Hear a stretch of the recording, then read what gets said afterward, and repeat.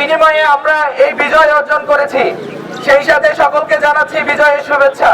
বিজয় অর্জন করার পর আমরা একটা আকাঙ্ক্ষা নিয়ে সুন্দর বাংলাদেশ গড়ার স্বপ্ন দেখেছিলাম, কিন্তু স্বাধীনতার 55 বছর পেরুলেও আমরা সেই স্বাধীনতার আকাঙ্ক্ষা নিয়ে আমরা বিজয় অর্জন করেছিলাম, সেটি প্রকৃতভাবে অর্জন হয়নি।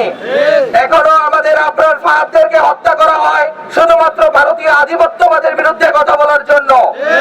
এখনো উসমান হাদিদের বুকে মাথায় গুলি চলে শুধুমাত্র দেশপ্রেমকে বুকে ধারণ করার জন্য। আমরা স্পষ্ট করে বলে দিতে চাই, আমরা মহান মুক্তিযুদ্ধে যেমন বিজয় অর্জন করেছি, আমরা যদি কোনো কালো শক্তি, কোনো অপশক্তি আমাদের এই স্বাধীনতার উপরে হস্তক্ষেপ করে, আমরা যদি আমাদের সার্বভৌমত্বের উপরে আঘাত করার চেষ্টা করে, সারা বাংলাদেশের ছাত্র জনতা আবার তা রুখে দেবে। আমরা যে বাংলাদেশ গড়ার আকাঙ্ক্ষা করেছি, আমরা সেই বাংলাদেশ গড়ে ছাড়বো ইনশাআল্লাহ। আমাদের ঐক্য নষ্ট করা কোনো ষড়যন্ত্র আমরা মেনে নেব না।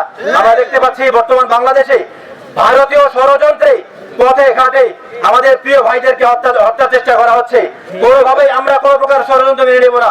সকলের কাছে দাবি থাকবে, আজকের এই র্যালি থেকে প্রত্যাশা থাকবে, ঐক্যবদ্ধভাবে বাংলাদেশের বিরুদ্ধে যে কোনো ষড়যন্ত্র আমরা মোকাবেলা করবো এবং একটি সুন্দর সোনালী বাংলাদেশ গড়ে তোলার জন্য কাজ করবো।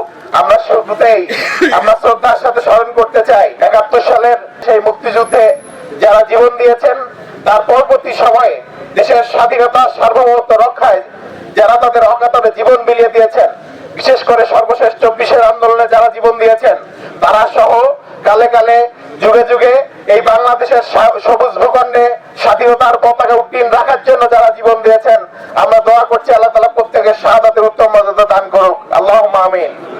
প্রিয় শিক্ষার্থী ভাইয়েরা, আমরা আজকে এখান থেকে স্মরণ করতে চাই যারা বিভিন্ন ভাবে আহত হয়েছে, প্রমুক্ত বরণ করেছে।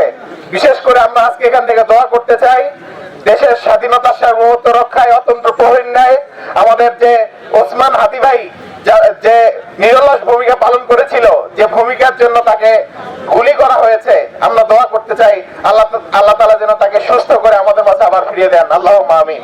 প্রিয় শিক্ষার্থী ভাইয়েরা, যে প্রত্যাশার স্বপ্ন নিয়ে এই বাংলাদেশের স্বাধীনতা সংগ্রাম শুরু হয়েছিল, আমরা যদি দীর্ঘ এই 50 বছরের ইতিহাস দেখি, আমরা এখন পর্যন্ত সেই প্রত্যাশা পূরণ হতে দেখি নাই।